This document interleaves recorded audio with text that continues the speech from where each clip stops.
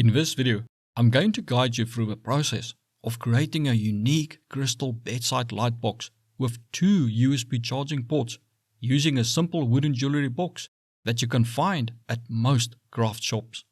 I'll be using mainly my knife for this project, and trust me, the end result is going to be epic and will turn your friends green with envy. Oh, and there's more. The main crystal has a color changing LED as well that creates a spectacular light show at night. The perfect thing to turn the romantic heat up. See a short clip at the end for how it looks at night. The light show, not the romance show. So let's get started. These are the parts I'll be using for this project. As you can see, I've already cut the housing off from the USB charger so I can access the wires later. Before we start cutting or drilling anything, it is crucial to plan the layout. Begin by placing the crystals you intend to use on the box's top to ensure they complement each other. This step is essential because we'll be cutting holes in the box tailored to each crystal. So swapping crystals later is not always that easy or possible. Now, let's outline with a pencil the locations for the USB charging ports and the main power input. You can use any standard mains USB charger that has rear-facing ports. Just ensure it fits inside your box. If you want to make the charger 12 or 24 volts, then use a car charger. If you want to save some money, you can simply cut or drill a small hole in the box and feed the mains power cable through it. I just think having the cable detachable looks more professional and doesn't cost that much. Okay, now the fun part, sticking knives into things. I'm going to start with a hole for the charging ports first by creating a groove along the pencil line. If you feel rebellious, you can start with any other hole of your choosing. To create the groove, gently drag the knife's small blade's tip along the pencil outline. This groove will help guide the knife as you work it deeper into the wood later. When you have a nice groove, gradually work your way through the wood by gently rocking the knife back and forth until it cuts through. Do not press too hard as it may break through instead of cutting through and can cause a large part of the wood inside to splinter away. When the blade cuts through, continue gently rocking the knife back and forth while pressing forward to cut along the pencil line. Be careful not to place a lot of weight on the folding or inside part of a knife, as the knife can snap shut and you may donate some blood unexpectedly. This could ruin or enhance the finish of your box, depending on your taste. Use a smaller blade as it is safer and easier to use. The big blade is too thick and makes cutting hard. You can also try to use a utility knife, but be careful as their blades are harder and snap easier than the Swiss Army knife's blade. And there we have a hole for the charging plug. For the mains power input plug, I experimented with drilling small holes in the corners, but it did not make it that much easier to start cutting. Here, I have finished cutting the holes and have fitted the faceplate or the USB charger. This is actually a different box for another client who wanted switches to independently switch the outside and inside crystal lights on and off. You can make the holes for the switches with a knife's reamer and then perfect them with a round file or just use a large drill. Now for the most challenging part, the holes in the lid for the crystals. The lid is thicker and will take more effort to cut. You may want to wear gloves to protect your hands if they are delicate. Place the large crystal on the top and trace a pencil outline along the edge of the crystal, but make the holes smaller than the crystal. You can either use the same knife technique used before and make a groove along the pencil line, or start by making small holes in the lid first that will make cutting easier. Use either the reamer on the knife or a drill. After you cut the hole, use a small knife blade or a small file to perfect the hole for the large crystal by constantly checking how the crystal fits and then making small adjustments so it fits perfectly. Leave a small lip that the crystal can rest on. As the side crystals are small, I will simply make a round hole for each crystal later. Now for some fun.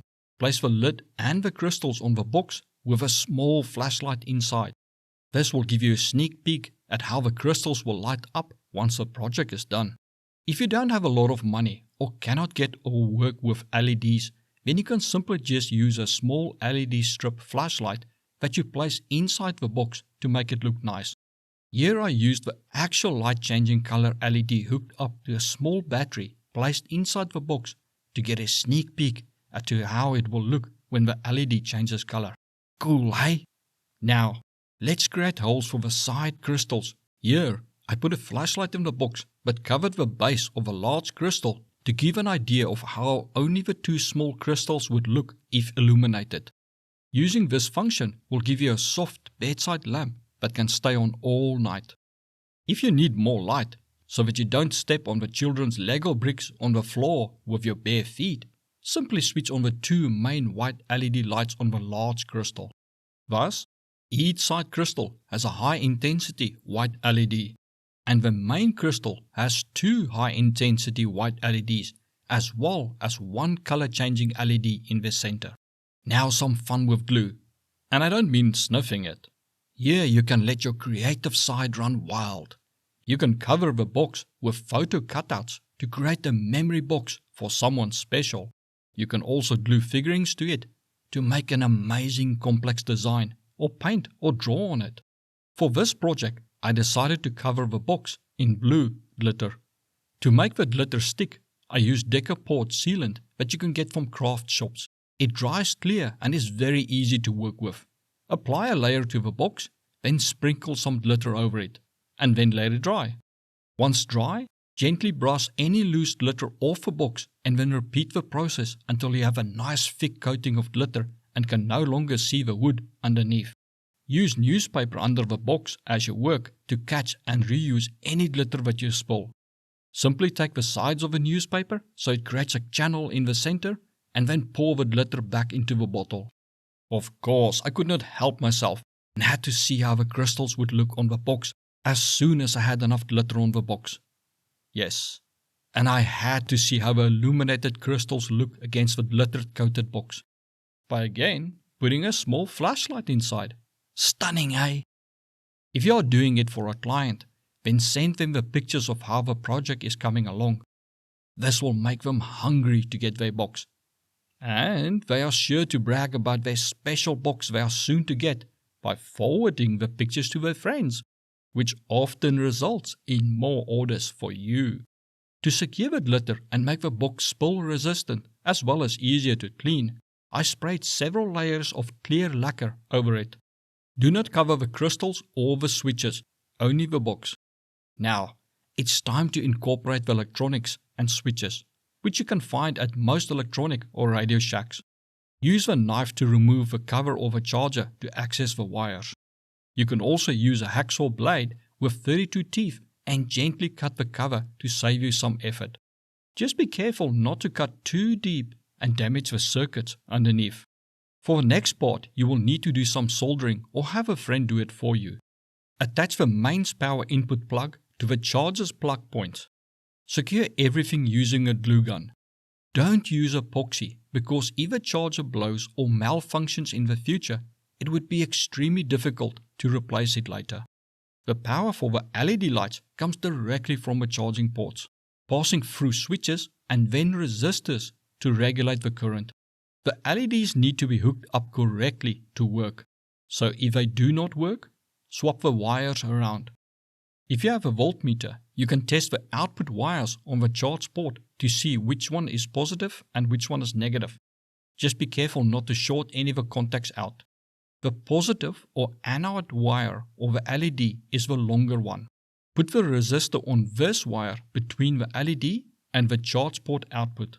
Never hook the LED directly to the 5V output of a charger without a resistor, as most LEDs use between 1.2 and 3.5V. Make sure to select the appropriate resistors for your LEDs, as different colors and sizes require specific currents and voltages. Ask the shop where you buy the LEDs to help you out. Here you can see the LEDs under the main crystal. You can place a thin white cloth or plastic between the LEDs and the crystal if you do not want to be able to see inside, but it will lower the light output of your main crystal. Use only a glue gun to attach the crystal securely to ensure they are not damaged by harsh adhesives. I ran a thin line of glue gun on the inside of the lid where the crystal meets the lid to attach the crystal to the lid. I also use the glue gun to attach the lid to the base of the box. Only place a small amount on each corner. It is secure enough to be handled if done with care, but will allow you to easily remove the lid later if you need to repair anything. To ensure the box does not scratch the surface it rests on, I glued a layer of felt to the underside. You can use small rubber or felt feet if you want. And there you have it, a one-of-a-kind bedside crystal lamp with USB charging ports. The color-changing LED in the main crystal creates a stunning light display that will leave your friends in awe, and maybe a bit envious, as this is not something you can just go and buy in a shop no matter how much money you have. Enjoy the enchanting light show. See how the colors blend into each other as the LED changes color. Amazing, right? Next, check out the video suggested to you right now.